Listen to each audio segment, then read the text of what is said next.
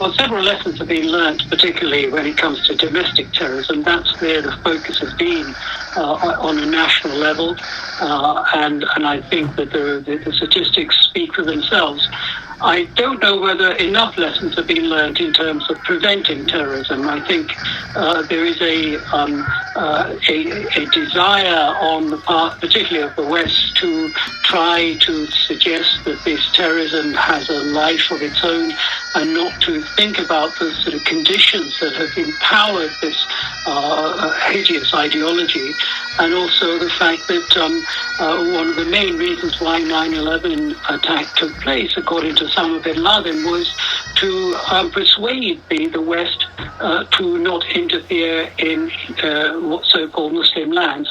And actually had the reverse effect. And what we have seen is that the war in Iraq, for example, gave Al-Qaeda a foothold that it never had before. We have Daesh as a consequence. We've seen how the Taliban, who were, if you like, the sort of aspiration for Al-Qaeda's leaders, have now emboldened themselves, demonstrated a magnificent success there.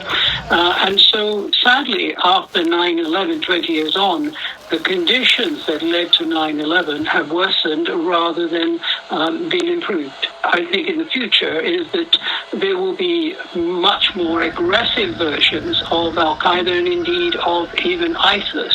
There'll be a fragmentation rather than the sort of centralized control to a degree.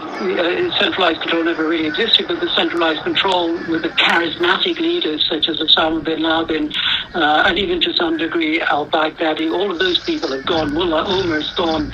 And so now in the extremist world, there is a vacancy for somebody to make their name, and sadly I think they will make their name or try to make their name through some horrific, spectacular act as their predecessors have done.